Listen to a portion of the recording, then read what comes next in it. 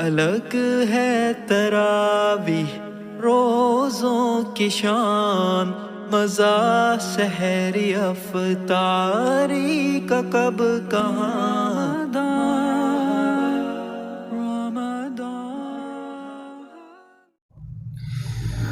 السلام علیکم ورحمۃ اللہ وبرکاتہ۔ ناظرین محترم، آپ دیکھ رہے ہیں الرحمان اکیڈمی کے پلیٹ فارم پر رمضان ٹرانسمیشن، جو کہ پیام رمضان کے نام سے معاون ہے۔ ناظرین محترم، اس میں ہمارے سب سے پہلے مہمان جو کہ ہمارے پہلے سیگمنٹ میں انشاءاللہ ہمارے ساتھ رہیں گے اور ہمارے آج کے موضوع پر گفتگو فرمائیں گے حضرت مولانا انوار السادات صاحب، فاضل جامعہ دارالعلوم کراچی اور متخصص جامعہ اشرف المدارس۔ السلام علیکم ورحمۃ اللہ وبرکاتہ۔ وعلیکم السلام ورحمۃ اللہ وبرکاتہ۔ مولانا خیریت سے؟ الحمدللہ۔ مولانا، آج کا ہمارا موضوع ہے لیلۃ الجائزہ، جسے ہمارے یہاں پاکستان میں چاند رات کے نام سے تصور کیا جاتا ہے۔ تو اگر اس میں سب سے پہلے آپ یہ ارشاد فرمائیں کہ چاند رات کی شرعی حیثیت، کیا فضیلت اور کس قدر اہمیت کی حامل ہے؟ بسم اللہ الرحمن الرحیم۔ الحمدللہ نحمده ونستعینه ونستغفره ونؤمن به ونتوکل علیہ ونعوذ باللہ من شرور انفسنا ومن سیئات اعمالنا، من يهده الله فلا مضل له ومن يضلله فلا هادي له، ونشهد ان لا اله الا الله وحده لا شريك له، ونشهد ان سيدنا وسندنا ومولانا محمدا عبده ورسوله، اما بعد، قال النبي صلى الله عليه وسلم اذا كانت ليلة الفطر سميت تلك الليلة ليلة الجائزة، او كما قال عليه الصلاة والسلام۔ میرے محترم بزرگوں، بھائیوں، دوستوں، اللہ رب العزت کا کس قدر انعام ہے کہ اللہ رب العزت نے اپنے بندوں کی بخشش کے لیے، مغفرت کے لیے اور اپنے بندوں کو اپنا مقبول بنانے کے لیے، اپنی رضا کے حصول کے لیے رمضان المبارک کا بابرکت مہینہ عطا فرمایا۔ اس پر اللہ رب العزت کا جتنا بھی شکر ادا کیا جائے وہ کم ہے کہ رمضان المبارک کے بابرکت مہینے میں اللہ نے ہر مسلمان کو کچھ نہ کچھ عبادات کی توفیق عطا فرمائی اور فرما رہے ہیں۔ کہیں تلاوت کی توفیق ہوئی تو کہیں تراویح کی توفیق ہوئی تو کبھی روزے رکھنے کی توفیق ہوئی تو کبھی صدقہ اور خیرات کی توفیق ہوتی رہی، اور ہر مسلمان حسب توفیق اللہ کو راضی کرنے میں لگا رہا۔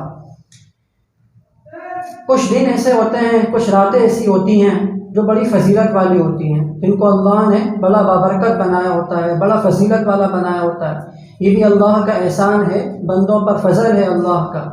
انہی راتوں میں سے ایک رات جسے ہم چاند رات کے نام سے موسوم ہے، جو اسے چاند رات کہا جاتا ہے، اور عربی کے اندر اور قرآن و حدیث کی اصطلاح میں اسے لیلۃ الجائزہ کہا جاتا ہے، یعنی انعام کی رات۔ جائزہ کا مطلب ہے انعام کی رات، کہ پورا سال، پورا مہینہ بندوں نے محنت کی اور اپنے پروردگار کو راضی کیا، کبھی روزہ رکھ کر، کبھی تلاوت قرآن پڑھ کر اور دیگر ذکر اذکار کر کے، صلہ رحمی کے ذریعے سے، کبھی کسی غریب کو افطاری کرا کر اور دیگر عبادات کے ذریعے سے اللہ کو راضی کرنے میں لگا رہا۔ یہ ساری محنتیں کرتا رہا، آخر میں اللہ رب العزت نے اس کے لیے انعام تیار رکھا کہ آج کی رات جو چاند رات ہے، اس دن جس نے جتنی محنت کی ہوگی اسے اس کا بدلہ دیا جائے گا، اسے اس کا انعام دیا جائے گا۔ جیسے یوں کہا جاتا ہے کہ کوئی مزدور اپنا کام پورا کر لے تو اسے اس کی اجرت پوری کی پوری دے دی جاتی ہے، تو بندوں نے بھی اپنے رب کو راضی کرنے کے لیے حسب توفیق جس قدر محنت کی، جس نے جتنی محنت کی، اللہ رب العزت نے اس رات یعنی چاند رات کو اس کے لیے انعام تیار کر رکھا ہے۔ حدیث میں آتا ہے من احیا لیلۃ العیدین محتسبا للہ لم یمت قلبہ یومئذ تموت القلوب، جس نے عید کی رات کو زندہ رکھا، یعنی عید الفطر اور عید الاضحیٰ کی رات کو زندہ رکھا، فرمایا کہ اللہ سے ثواب کی امید رکھتے ہیں، فرمایا کہ اس کا دن اس دن مردہ نہیں ہوگا جس دن لوگوں کے دل مردہ ہو جائیں گے، یعنی قیامت کا زلزلہ کہ جس کو قرآن کے اندر بیان کیا گیا کہ عجیب وحشتناک وقت ہوگا وہ، کہ جس دن دودھ پلانے والی دودھ پیتے بچے کو بھول جائے گی، اور اس طریقے سے لوگوں کی عجیب کیفیت ہوگی، دل کیا ہوگا، مردہ ہوں گے لوگوں کے۔ لیکن ایسا آدمی کہ جس نے راتوں میں عبادت کی ہوگی، اس کا دل شاد باد ہوگا، اس کا دل خوش و خرم ہوگا، مسرت سے بھرپور ہوگا۔ جی مصعب، آپ نے جو بات فرمائی اس سے یہ ظاہر ہوا کہ چاند رات یہ کوئی عام رات نہیں ہے، جی بالکل، بلکہ اس کے اپنے فضائل ہیں اور اسے ضائع کرنے کی بجائے اس سے بھی ہمیں وصول یابی کرنی چاہیے۔ بالکل، اور ایک بات جو آپ نے فرمائی اس کے ذیل میں یہ پتہ لگتا ہے کہ یہ انعام کی رات مطلب ایک طریقے سے رزلٹ ہے بالکل ایسا ہے۔ کہ جس بندے نے ساری محنت کی اب آج اس کو انعام ملنا ہے، اگر اس وقت کوئی راہ فرار اختیار کرتا ہے تو وہ اپنے رزلٹ لینے کے چکر میں نہیں آتا۔ اور اس سے ایک بات یہ بھی ہمیں لازم سمجھ میں آتی ہے کہ عمومی طور پر ہوتا یہ ہے کہ جس بچے کو اس بات پر وہ ہوتا ہے، امید ہوتی ہے کہ یار میرے نمبر اچھے نہیں آئیں گے، تو وہ عمومی طور پہ خوشی کے ساتھ رزلٹ ڈے میں آتا نہیں ہے۔ اور جس کو ذرا اپنے نمبروں پہ کچھ امید ہوتی ہے کہ میں نے پیپرز اچھے دیے ہیں، محنت کی ہے اور میرا رزلٹ اچھا آئے گا، تو وہ رزلٹ ڈے میں بڑھ چڑھ کے ذوق سے آتا ہے۔ تو بالکل ایسی مثال ہے، جس نے رمضان اچھا گزارا ہوگا تو انشاءاللہ اس کو امید ہے کہ یہ رات بھی وصول کرنے کی توفیق مل جائے گی، اور اگر جس نے جو ہے وہ اچھا نہیں گزارا اور اسے کوئی خاص امید نہیں ہے اس کے اعمال کی، اس کو توفیق نہیں ملی، تو گویا وہ اس رات کو بھی برباد کر دے گا۔ آپ کی ساری بات سے خلاصہ نکالا ہے، یہ ناظرین کے سامنے میں نے رکھا ہے۔ انشاءاللہ ہم آپ سے آگے بڑھتے ہیں۔ ایک اور سوال ہے کہ عمومی طور پہ دیکھا ہی جاتا ہے کہ چاند رات کے وقت، یعنی جو لمحہ ہوتا ہے چاند رات، چاند کا اعلان ہونے کے بعد صبح کی نماز تک، اس کے اندر عمومی مجمع، بہت بڑا مجمع، کچھ الحمدللہ ایسے بندے بھی ہیں کہ جو عبادت میں مصروف ہوتے ہیں، لیکن ایک بہت بڑا طبقہ ایسا ہے جو بازاروں کا رخ کر لیتا ہے۔ تو کیا سب سے پہلے یہ بتائیے کہ اس رات میں بازار کا رخ کرنا شرعاً جائز ہے؟ یہ بہت افسوسناک منظر ہے اور ہر سال ہی تقریباً دیکھنے میں آتا ہے، اور ایک سلسلہ ایک بڑھتا ہی چلا جا رہا ہے۔ حالانکہ یہ تو رات ایسی تھی کہ آدمی جو ہے اس میں عبادت کرتا، رب کو راضی کرتا اور اس کے لیے تیاری کرتا کچھ کہ اللہ تعالیٰ جہاں اتنے لوگوں کو انعام دے رہے ہیں تو مجھے بھی مل جائے۔ تو بازار تو اصل میں حدیث میں فرمایا ہے کہ یہ تو مبغوض جگہوں میں سب سے زیادہ مبغوض جگہ جو اللہ کو ناپسندیدہ ہے، یعنی وہ بازار ہے، اور اللہ کو سب سے زیادہ جو محبوب جگہ ہیں وہ فرمایا کہ مساجد ہے۔ تو بازار میں آدمی جب جائے گا تو مختلف قسم کے گناہوں کا شکار ہو جاتا ہے، بد نظری ہو جاتی ہے، کبھی غیبت بھی ہو جاتی ہے، کبھی منہ سے غلط جملے نکل جاتے ہیں، کبھی مال جو تجارت سے شریعت کے مطابق نہیں ہو پاتی۔ تو اسی لیے کوشش تو یہی کرنی چاہیے، بالکل فی نفسی ایسا نہیں کہ ناجائز ہے، مطلب بازار میں خرید و فروخت کرنا ناجائز ہے، ایسا تو نہیں ہے، فی نفسی جائز تو ہے لیکن بہتر نہیں۔ بہتر ہے کہ آدمی جیسے عموماً جو ان رات میں جو کی جاتی ہے نا وہ عید کی شاپنگ ہوتی ہے، کوشش کریں کہ آدمی جو ہے یہ ساری شاپنگ وغیرہ کوشش پہلی تو یہ ہو کہ رمضان سے پہلے ہی کر لیں، اور یہ جو آخری راتیں ہوتی ہیں تاک رات، ان میں تو یہ شاپنگ وغیرہ سے بچیں، اپنے آپ کو بچائیں۔ بالکل سر، یہ بہت اہم بات ہے کہ جائز تو ہے لیکن بہتر یہ ہے کہ اس کو نہیں کرنا چاہیے۔ اس میں ایک بات اور بھی ہے جو میں آپ کے سامنے رکھتا ہوں، آپ تصدیق فرمائیں گے کہ یہ رات تو ایسی ہے کہ اس میں انسان کو اس بات کا غم اور احساس ہونا چاہیے کہ ایک رمضان ہم سے چلا گیا، ایک قیمتی لمحات والے پورا مہینہ، پوری دن اور راتیں ہم سے آج جدا ہو گئی۔ تو اس رات کو ہمیں اللہ کے سامنے گڑ گڑا کر اور رو کر اللہ سے یہ کہنا تھا کہ یا اللہ جو کمی رہ گئی وہ ہمیں معاف کر دے، اور ہم الٹی روش پہ چلتے ہیں کہ ہم گویا اس رات کا انتظار کر رہے ہو کہ جلدی آئے، جان چھوٹے، ہم نے جو ہے نا وہ آزاد ہونا ہے اور بس ہم جو خوشی منانے کے چکر میں۔ تو اس سے بھی ناظرین اکرام کچھ احتیاط کرنی چاہیے کہ بے جا بازاروں کی طرف رخ کرنا اس رات میں، حضرت مفتی صاحب بیٹھے ہیں، مفتی صاحب نے بڑی تفصیل سے بات فرمائی ہے، تو اس سے جو خلاصہ نکلتا ہے وہ یہی ہے کہ اس رات میں شاپنگ کے بجائے، غول گپاڑے کے بجائے اور ایک تماش بینی کے بجائے انفرادی عبادت پر توجہ دے کر اللہ کو منا لینا چاہیے۔ سر ایک بہت اہم سوال اسی سے متعلق کرتے ہیں، کیا تاک راتوں کی یا جس طرح رمضان کی راتوں کی بارے میں یہ بات احادیث میں آئی ہے کہ دعائیں قبول ہوتی ہیں، کیا کچھ صریح حدیث اس رات کے متعلق بھی موجود ہیں کہ دعائیں قبول ہوتی ہیں؟ کتابوں کے اندر جو ملتی ہے اس حوالے سے بات، ویسے تو یہ بات صحیح روایات اس حوالے سے تو موجود ہے کہ یہ ایک عبادت کی رات ہے، اور ہم سب یہ بات جانتے بھی ہیں کہ دعا عبادت کا مغز ہے، الدعاء مخ العبادہ، دعا جو عبادت کا مغز ہے، تو یہ بھی دعا کرنا بھی ایک عبادت ہے۔ جہاں اللہ تعالیٰ دیگر عبادتوں کو قبول فرماتے ہیں،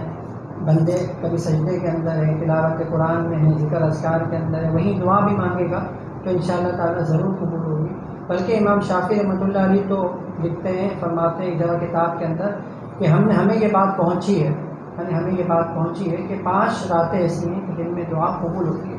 ان میں سے ایک رات فرمایا کہ شب جمعہ کی رات،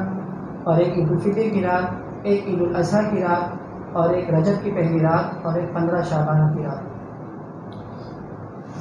بالکل مسلم، بہت اہم بات فرمائی۔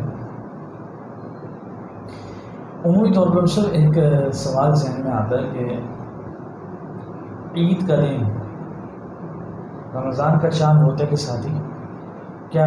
اگلا شوال شروع ہو گیا؟ کہ شیطان عمومی طور پہ یہ دیکھنے میں آتا ہے کہ ادھر چاند ہوتا ہے اور ادھر خرافات کی طرف ذہن جلدی مائل ہو جاتا ہے، اور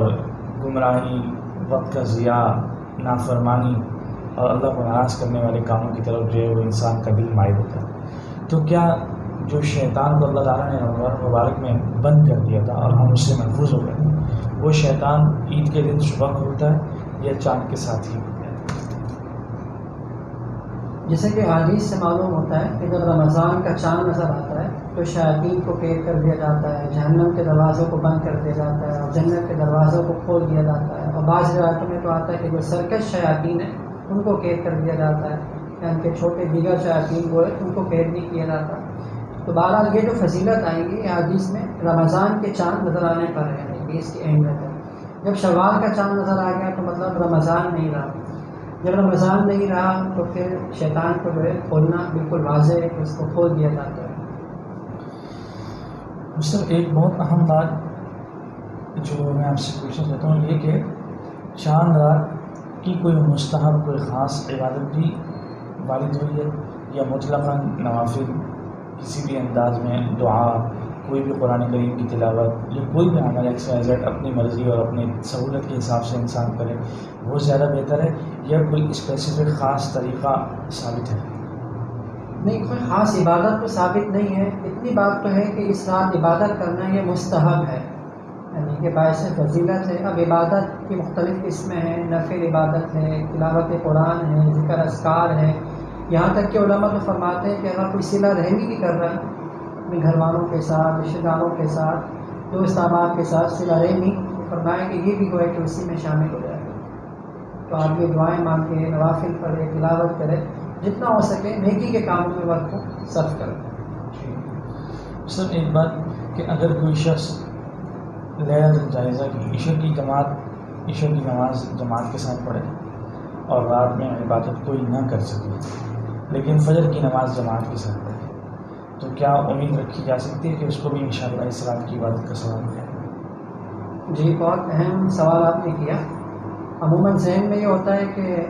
بسا اوقات آدمی پوری رات نہیں جاگ سکتا یا عبادت نہیں کر پاتا، لیکن اس نے عشاء کی نماز جماعت سے پڑھی ہوتی ہے اور فجر کی نماز بھی جماعت سے پڑھی ہوتی ہے، اور درمیان میں اس نے کوئی گناہ کی کام نہیں کیا ہوتا۔ تو صحیح مسلم کی روایت ہے، حضرت عثمان رضی اللہ عنہ سے مروی ہے، وہ یہ فرماتے ہیں کہ آپ صلی اللہ علیہ وسلم نے ارشاد فرمایا، جس نے عشاء کی نماز جماعت سے پڑھی ایسا ہے گویا اس نے آدھی رات عبادت کی، اور پھر جس نے صبح کی نماز یعنی فجر کی نماز جو ہے جماعت کے ساتھ پڑھی تو ایسا ہے کہ گویا اس نے پوری رات عبادت کی۔ جی صاحب، آخری سوال میں آپ سے کرتا ہوں، وہ یہ کہ کیا احادیث مبارکہ میں یا حدیث کے ذخیرے میں یا قرآن و سنت کی روشنی میں کچھ چند راتیں ایسا کوئی ذکر ملتا ہے کہ جن میں جنت واجب ہو جاتی ہے، یا ان رات کی عبادت سے جو ہے وہ بس جنت ہمارے لیے الاٹ ہو گئی، ایسا کچھ ہے؟ جی، حدیث مبارکہ میں آتا ہے کہ آپ صلی اللہ علیہ وسلم نے ارشاد فرمایا کہ 5 راتیں ایسی ہیں، بعض روایتوں میں 4 کا ذکر آتا ہے اور بعض میں 5 کا ذکر آتا ہے کہ جس نے 5 راتوں کو زندہ رکھا، یعنی اس میں رب کو راضی کیا، عبادت میں رکھا، تو فرمایا کہ اس کے لیے جنت واجب ہو جاتی ہے۔ وہ کون سی رات ہے؟ ایک تو فرمایا کہ لیلۃ الترویہ یعنی 8 ذی الحجہ کی رات، اور ایک فرمایا لیلۃ النحر، لیلۃ عرفہ یعنی عرفہ کی رات، اور ایک فرمایا لیلۃ النحر یعنی کہ 10 ذی الحجہ کی رات، جسے عید الاضحیٰ کی رات بھی کہا جاتا ہے، اور ایک لیلۃ الفطر یعنی کہ چاند رات، عید الفطر کی رات یہ، اور ایک جو ہے لیلۃ النصف من شعبان یعنی 15 شعبان کی رات۔ ان کے بارے میں فرمایا کہ جو ان راتوں کو زندہ رکھے گا یعنی عبادت کے ذریعے سے وجب الجنت، اس کی جنت واجب۔ جی مفتی صاحب بہت بہت شکریہ، آپ نے ہمیں وقت دیا اور ہمارے سیگمنٹ میں تشریف لائے اور ہمارے ناظرین کے لیے چاند رات کے متعلق کا احکامات پر تفصیل سے گفتگو فرمائی اور تشفی بخش جوابات دیے۔ میں آپ کا شکر گزار ہوں، بہت شکریہ، جزاک اللہ۔ ناظرین محترم، اب ہم چلتے ہیں بریک کی طرف، انشاءاللہ آپ سے تھوڑی دیر بعد ملاقات ہوگی۔ الگ ہے تراویح روزوں کی شان، مزہ سحری افطاری کا کب کہاں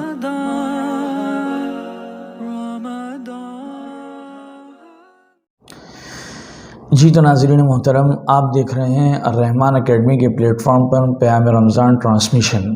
ہم چلتے ہیں اپنے دوسرے سیگمنٹ کی طرف، آپ کے مسائل اور کا حل۔ ہمارے ساتھ معزز مہمان حضرت مولانا مفتی ابراہیم جمال صاحب دامت برکاتہم العالیہ موجود ہیں۔ السلام علیکم ورحمۃ اللہ وبرکاتہ۔ وعلیکم السلام ورحمۃ اللہ وبرکاتہ۔ مفتی صاحب خیریت سے ہیں؟ الحمدللہ۔ ہم نے کہیں سنا کہ مال کا تبادلہ مال سے ہو تو برابر سرابر ہو اور ہلکا اور بھاری بھی نہ ہو۔ یہ لیکن پہلے زمانے میں جب سونے کو اشرفیاں وغیرہ آپس میں سکے ہوا کرتے تھے اس زمانے کی بات ہے، لیکن آج کے زمانے میں کسی شخص نے کہا کہ یار تو مجھے 2000 روپے دینا 2 دن کے لیے۔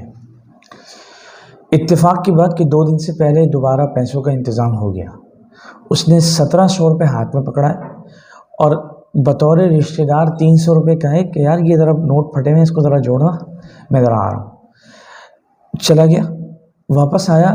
اس کو خیال آیا میرے 300 روپے باقی تھے، میں نے 1700 دیے، 2000 پورے کرنے۔ اب جو وہ نوٹ جڑ گئے، کارآمد بھی ہیں، تو اب کہیں یار یہ تم رکھ لو، تمہارا حساب پورا ہو جائے گا۔ تو اس میں کوئی قباحت ہے کہ 2000 روپے سالم لیے، 300 روپے اس میں جو ہے وہ اصل ہمارے یہاں جو عرف ہے، اگر عرف کو دیکھیں گے تو ہمارے یہاں اصل چیز تو مالیت کا اعتبار ہے۔ بالکل۔ اب اگر وہ نوٹ کارآمد ہیں، ان کی ویلیو اسی طرح ہے، 1000 کا نوٹ بالکل اسی طرح ہے، تو اس سے کوئی فرق نہیں پڑے گا کہ اس پہ اگر تھوڑا سا ٹیپ لگا ہے یا نہیں لگا ہے، اس سے کوئی فرق نہیں پڑے گا، اور نہ ہی اس کو کوئی بھی ایک عام عمومی اعتبار سے ہمارے یہ کوئی ایشو بنایا جاتا ہے۔ ہاں اگر ایسا نوٹ ہو جس کا کارآمد نہ ہو، اس کے لینا ہو کہ اس کے اندر کوئی ایسا نقص موجود ہے جس کی وجہ سے اس کی مالیت ختم ہو چکی ہے، تو پھر لامحالہ اس کی ادائیگی کی وجہ سے اس کا قرضہ ادا نہیں سمجھا جائے گا۔ آپ جو کہہ رہے ہیں کہ پہلے زمانے میں، تو اس وقت کیا ہوتا تھا کہ دینار وغیرہ میں اس کی مالیت کا فرق پڑتا تھا کہ اس کے اندر اتنا سونا ہے تو اس کی یہ مالیت ہوگی، اس کے اندر اتنا کھوٹ مالیت ہوگی،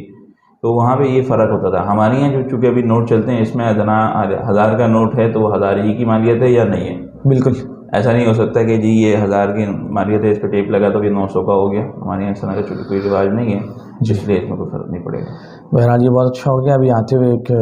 نمازی نے پوچھا تو میں نے کہا انشاءاللہ ابھی جا رہا ہوں سب کے پاس، تو ہاتھوں ہاتھ ان سے یہ بھی پوچھ لوں گا۔ سب ایک سوال ہے، ایک شخص نے کمرشل پلاٹ خریدا ہے، اس کی نیت یہ ہے کہ اس پہ فیکٹری یا شادی ہال بناؤں گا، اس پلاٹ کی مالیت تقریباً 5 کروڑ ہے، کیا اس پلاٹ پر زکوٰۃ ہوگی؟ نہیں، ایسی زمین جو کاروبار کے لیے خریدی جائے، یعنی اس زمین کو بتاتے خود بیچنا مقصود نہ ہو، بلکہ اس پر کوئی کارخانہ، فیکٹری یا کوئی ایسی چیز لگانا مقصود ہو جس کے اوپر آگے اس کے ذریعے سے کاروبار کی جائے، تو ایسی زمین پر زکوٰۃ واجب نہیں۔ بہت بہتر سب۔ اگلا سوال ہے، اپنے لیے 1.25 لاکھ کلمہ پڑھ کے رکھنا اس ارادے سے کہ ہماری موت کے بعد کوئی پڑھے یا نہ پڑھے تاکہ یہ کلمہ فائدہ دے، اس طرح کا کچھ عمل کرنا درست ہے؟ دیکھیں ہمارے یہاں یہ مشہور ہے 1.25 لاکھ کلمہ پڑھنا، تو پہلی بات تو یہ تھوڑی سی سمجھ لینی چاہیے کہ کسی بھی صحیح حدیث ہے، مستند حدیث کے اندر 1.25 لاکھ کلمہ پڑھنے کا کوئی خاص فضیلت یا کوئی خاص مغفرت کا وعدہ ایسے کچھ وارد نہیں ہوا بالکل کسی بھی معتبر حدیث میں۔ البتہ بعض بزرگوں کے تجربات ضرور ہیں، تو اس کی بنیاد پر اس کو حدیث کا حکم لگانا یا اس پر یہ کہنا کہ جی اس سے یہ عمل ہوگا ہی ہوگا، یہ کوئی لازم نہیں ہے۔ پہلی بات تو یہ سمجھ لینے کی ضرورت ہے، کیونکہ ایسی چیز جس کا تعلق آخرت سے ہو تو وہ پھر حدیث اگر یا تو اس کے متعلق صحیح وارد ہوئی ہو تو اس کو مان لیا جائے گا، اور اگر ایسا نہ ہو تو پھر ٹھیک ہے، وہ تجربات ہیں، کر لیں نہ کریں۔ تو یہی حکم یہ 1.25 لاکھ کلمہ پڑھ لینے کا ہے کہ اگر کوئی شخص کلمہ پڑھ لینا اپنی جگہ باعث فضیلت ہے، باعث ثواب ہے، اور اس کے اپنے ایک فضائل موجود ہیں، تو اس کے لیے 1.25 لاکھ کلمہ پڑھنا کوئی مخصوص تحدید نہیں ہے، بلکہ اگر کوئی شخص اپنی زندگی میں جتنی مرتبہ دل چاہے کلمہ پڑھ لے اور جتنی مرتبہ چاہے کلمہ پڑھ کے اپنے لیے ذخیرہ آخرت کر لے، اس میں کوئی حرج نہیں ہے۔ اچھا سب اگلا سوال کی طرف چلتے ہیں کہ روزے کی حالت میں اسٹیم بھاپ لینے سے، یعنی گرم پانی میں بام ڈال کر اس سے بھاپ لینے کا کیا حکم ہے؟ دیکھیں روزے کی حالت میں بھاپ لینا، چونکہ اس میں طریقہ کار یہ ہوتا ہے کہ عموماً جو پانی ہوتا ہے وہ بخارات کی شکل میں انسان کے اندر جا رہا ہوتا ہے۔ بالکل۔ اس کی ایک جدید صورت آج کل جو ہے وہ انہیلر بھی ہے، اور اس کی ایک صورت نیبولائز بھی ہے۔ تو ان ساری صورتوں میں اگر یہ ساری صورتیں کو استعمال کی جائیں گی روزے کی حالت میں تو روزہ فاسد ہو جائے گا ان چیزوں کی وجہ سے، کیونکہ پانی جو ہے وہ اب حلق کے اندر جا رہا ہے۔ اگلا سوال ہے فرض کی رکعتوں میں یا سنت کی رکعتوں میں یا کسی بھی نماز میں کوئی شخص ایک سورت 2 مرتبہ پڑھے یعنی مکرر پڑھے تو کیا سجدہ سہو واجب ہوگا؟ دیکھیں فرض کے اندر ایک ہی صورت کو 2 رکعتوں میں پڑھنا، یعنی سورہ اخلاص مثلا پہلی رکعت میں ہی پڑھی اور اس کے بعد پھر دوسری رکعت میں ہی پڑھ لی، تو یہ مکروہ ضرور ہے، مکروہ تنزیہی لکھا ہے اس کو نے، لیکن اس کی وجہ سے سجدہ سہو واجب نہیں ہوتا۔ البتہ نوافل کے اندر سنتوں میں تو کوئی حرج نہیں ہے، پڑھ سکتا ہے، اس میں کوئی کراہت بھی نہیں ہے۔ ٹھیک ہے سب، کیا مسافر پر تراویح کی نماز واجب ہے؟ سفر کی حالت میں اگر تراویح کا موقع ہو، مثلا کسی جگہ قیام کیا ہوا ہے اس نے، وہ ٹھہرا ہوا ہے، تراویح کا موقع موجود ہے، تو اس صورت میں تراویح پڑھ لینی چاہیے اس کو، بہتر یہی ہے۔ اور اگر ایسا نہیں ہے، یعنی کسی جگہ ٹھہرا ہوا نہیں ہے سفر کی حالت میں دوران سفر میں، تو اس وقت چھوڑ بھی سکتا ہے، اس میں کوئی حرج نہیں ہے۔ سب جس بندے کا وضو کا مسئلہ ہو، یعنی کئی بار ٹوٹ جاتا ہو، حتیٰ کہ ایک رکن نماز کا ادا ہی نہ ہو، یعنی قیام بھی پورا نہ ہو اور 2-3 مرتبہ اس طرح مسئلہ ہو، تو کیا اس صورت میں ہر دفعہ وہ بنا کرے گا، آن کے وضو کرے گا، پھر جائے گا، پھر وضو کرے گا، پھر جائے گا، یا کوئی اور صورت ہے اس کے لیے کوئی گنجائش ہے، کوئی طریقہ کار ہے نماز پوری کرنے کا؟ کیا طریقہ کار اختیار کیا جائے؟ نہیں، اگر تو ایک ہی عذر کی وجہ سے اس کا وضو ٹوٹ رہا ہے جس کی وجہ سے وہ معذور شرعی بن چکا ہے۔ جی، معذور شرعی کا مطلب یہ ہوتا ہے کہ ایک مکمل نماز کا وقت اس حالت میں گزر جائے کہ اس کو اتنا وقت میسر نہ آئے جس میں وہ اس نماز کو پڑھ سکے وضو کر کے، تو اس وقت میں وہ معذور شرعی بن جاتا ہے۔ پھر معذور شرعی ایک دفعہ بن گیا